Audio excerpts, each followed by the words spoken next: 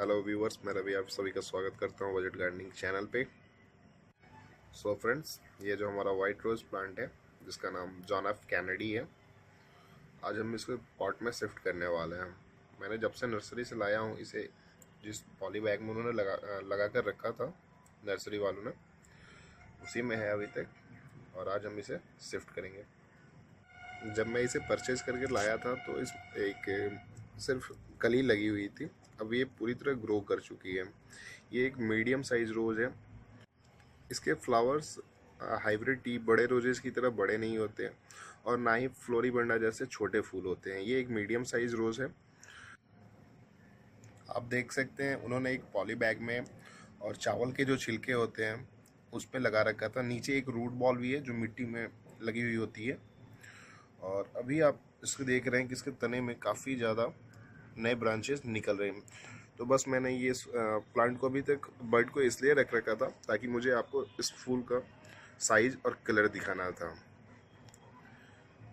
But जैसे ही मैं अब इसे शिफ्ट करूँगा तो ये फ्लावर को मैं यहाँ से कट कर दूँगा ताकि जो हमारे न्यूली डेवलपिंग ब्रांचेज हैं वो बहुत तेज़ी से ग्रो कर सकें। आप देख सकते हैं यहाँ से उन्होंने मदर प्लांट पे इंग्लिश रोज की बर्ड ग्राफ्ट कर रखी है।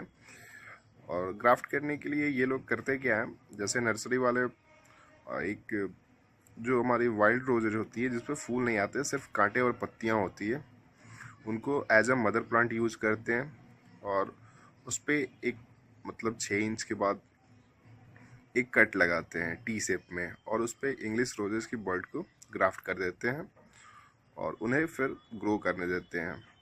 और इसके नीचे जो जिस मदर प्लांट से अगर किसी तरह का कोई सूट्स निकलती है, कोई बर्ड निकलता है, तो उसे तोड़ते जाते हैं, क्योंकि अगर मदर प्लांट से जो बर्ड्स निकलती है और प्लांट ग्रो करता है तो वो फूल नहीं देगा। तो हमें ध्यान रखना है पौधा रोज प्लांट लगाने के बाद अगर इस स्पेस से नीचे से अगर कोई ब्रांच निकल रही है तो उसे हमें निकाल देना चाहिए, उसे तोड़ देना चाहिए, क्योंकि उसमें अब सिर्फ पत्तियां होंगी और कांटे होंगे, फूल बिल्कुल भी नहीं आएंगे। और सिर्फ जो हमारा बर्ड किया हुआ एरिया है, जो ये स्टेम है, इसमें इससे निकलने वाले ही ब्रांचेस से फूल आएंगे। ये जो हमारा न्यू ब्रांचेस निकल रहे हैं वो काफ़ी जल्दी ग्रो करेंगे अगर हम इसके फ्लावर को अभी काट देते हैं ऊपर से, और सारा जो न्यूट्रिएंट्स हैं वो ऊपर न जाकर इन नए ब्रांचेस के थ्रू में जाएंगी और वो तेज़ी से फैलेंगी। अगर आप इसके नीचे से निकलने वाले बर्ड्स और स्टेम को आप नहीं तोड़ते हैं तो ये पूरा का पूरा प्लांट, इंग्लिश रोज का प्लांट, आपको वो जो बर्ड्स निकलेंगे मदर प्लांट से वो डैमेज कर देंगे। वो सारा न्यूट्रिएंट्स लेता जाएगा और वो खुद काफ़ी तेज़ी से ग्रो कर जाएगा। और ये जो हमारा मेन ब्रांच है जो हमने इंग्लिश रोज की बर्ड लगी हुई है, वो बिल्कुल ही धीरे धीरे डैमेज होते चला जाएगा। अगर इस तरह का बर्ड आपको ग्राफ्टिंग के नीचे से निकलता हुआ दिखा तो बेझिझक इसे तोड़ते जाएं, क्योंकि इनमें सिर्फ कांटे और पत्तियां निकलेंगी, फूल कभी नहीं आएगा। क्योंकि ये वाइल्ड रोजेस की वैरायटी होती है जिसपे ये पौधों को ग्राफ्ट किया, इंग्लिश रोजेस को ग्राफ्ट किया गया होता है। मैंने देखा है कि कुछ लोगों को अगर जो बडिंग से नीचे से जो हमारा ग्राफ्ट किया होता है रोज, उसके नीचे से छोड़ देते हैं, इसे निकलने देते हैं, इसे तोड़ते नहीं हैं। होता क्या है कि ये तो आपने जो कंपोस्ट और खाद दी हुई होती है गमलों में या बेड में, उसे ये कंज्यूम कर जाता है, और जो हमारा मेन प्लांट होता है उसे भरपूर न्यूट्रिएंट्स नहीं मिल पाता है ताकि वो पूरी तरह से ग्रो कर सके। ये मैंने आपको फॉर एग्जांपल दिखाने के लिए ये किया है। बर्ड्स को वहाँ पे जड़ के नीचे शिफ्ट कर दिया जहाँ से ग्राफ्टिंग की हुई है, और अब आप देख लें हमारा बडिंग ऊपर है जो इंग्लिश रोज की लगाई हुई है। और अगर इस तरह से कोई पौधा नीचे से निकलता है सकर्स, तो आप इसे बेझिझक इसे यहाँ से तोड़ दें, नीचे से उसे निकाल दें, और जो हमारा पोर्शन है ये सब कहीं से भी निकले तो उससे उसे ग्रो ना होने दें। सिर्फ यहाँ जो बड किया है उसके बाद से अगर कुछ निकलता है, ये जो हमारा इंग्लिश रोड इस पर बडिंग की हुई है, ग्राफ्टिंग की हुई है, अगर यहाँ से कोई स्टेम, इसके ऊपर के हिस्से से कोई स्टेम निकलती है तो सिर्फ उसे ही रहने दें, बाकी सब जो इस साइडों से या नीचे से निकलता है तो उसे तोड़ते जाएं। तो अब बारी हमारे रोज़ प्लांट को पॉट में शिफ्ट करने की है। ये न्यूली ग्राफ्टेड पौधा है और ज़्यादा बड़ा नहीं है, इसलिए मैं अभी इसे 10 इंच वाले पॉट में ही शिफ्ट कर रहा हूँ। इस पॉट को भी मैंने वैसे ही बढ़ा है जैसे अदर पॉट्स को मैं बढ़ता हूँ। सबसे नीचे ड्रेन होल के ऊपर मैंने कुछ टूटे हुए गमलों के टुकड़े रखे, फिर थोड़ी सी सॉइल की बेडिंग की और उसके ऊपर से जो हमारा कंपोस्ट मिक्स तैयार कर रखा था मैंने, उसे इसके ऊपर से डाल दिया है। इसमें मैंने बेसिकली मिट्टी और सैंड और गोबर की खाद एंड वर्मी कंपोस्ट भी इसमें मिक्स कर रखा है। तो अब बारी है इस रोज़ प्लांट को इस गमले में शिफ्ट करने की। सबसे पहले मैं रूट बॉल को क्लियर कर लेता हूँ, फिर आपके साथ शेयर करता हूँ।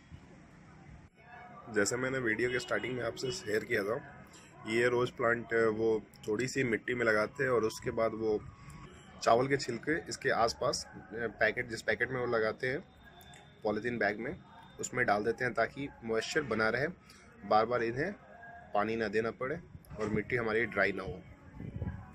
तो मैंने रूट बॉल को अलग कर लिया है और अब ये प्लांट करने के लिए तैयार है। तो मैंने थोड़ी सी मिट्टी हटा दी है और अब इसे सेंटर में हम रूट बॉल को प्लेस कर देंगे। ध्यान ये रखना है कि जो हमारा ग्राफ्ट किया हुआ एरिया है वो मिट्टी के नीचे ना जाए, उसे थोड़ा सा ऊपर ही रखना है,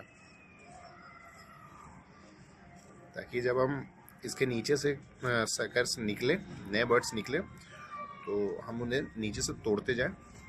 ऐसा ना हो कि इसे अगर कवर कर देंगे तो और नीचे से निकलने वाले भी सकर्स को नहीं पहचान पाएंगे और उसे छोड़ते जाएंगे तो वो ठीक नहीं होगा हमारे पौधों के लिए।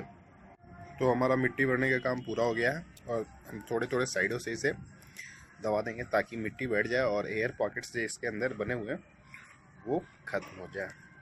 आप इसके लिए थोड़े थोड़े हल्के इन गमलों को भी हिला सकते हैं जिससे ये बैठ जाए। और अब टाइम है इसे पानी देने का। तो जैसा मैं हर बार करता हूँ, मिट्टी मुलायम है इसलिए मैं एक टाइल्स का टुकड़ा इस पर रख लिया और अब हम धीरे धीरे इसे पानी देंगे।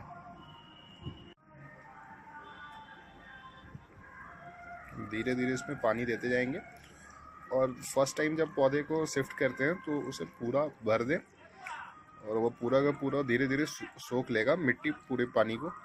फिर उसके बाद थोड़ी सी और पानी हम फिर से एक बार डालेंगे। मैंने एक बार अच्छी तरह से इसे भर दिया और वेट कर रहा हूँ कि ये पूरा का पूरा पानी अंदर मिट्टी में चला जाए और उसके बाद मैं फिर से थोड़ा पानी इसमें ऐड कर दूँ। जब पहली बार शिफ्ट करने के बाद आप पानी देते तो थोड़ा ज़्यादा दें, इतना भी ना कि पूरी मिट्टी बहुत ज़्यादा गीला हो जाए, इतना अगर सूख जाए तो आप थोड़ी सी और इसमें पानी ऐड कर सकते हैं। तो हमारा शिफ्टिंग का काम पूरा हो चुका है और हमने इस वाइट रोज़ को एक पॉली बैग से एक पॉट में शिफ्ट कर दिया और अब मैं इसे यहाँ से काट दूंगा ताकि मेरे न्यूली ब्रांच जो है वो बढ़िया से ग्रो कर सके, क्योंकि अब ऐसे भी ये फूल अब झड़ रहा है तो इसका कोई मतलब रहता नहीं है। अब मैं चाहूँगा कि जो भी नई ब्रांच निकल रही हैं वो मजबूत और स्ट्रांग निकले ताकि अच्छा फूल इस पे आए। तो मैंने इस फूल को काट कर हटा दिया है और अब जो ये नई ब्रांचेज इसमें से निकल रही हैं वो अच्छे से ग्रो कर पाएंगे। So thank you for watching. अगर आपको ये वीडियो अच्छी लगी है तो please like, share and comment करना ना भूलें। और अगर अभी तक आपने बजट गार्डनिंग चैनल सब्सक्राइब नहीं किया है तो प्लीज़ सब्सक्राइब कर लें ताकि आपको रेगुलर अपडेट बिना किसी प्रॉब्लम के मिलता रहे।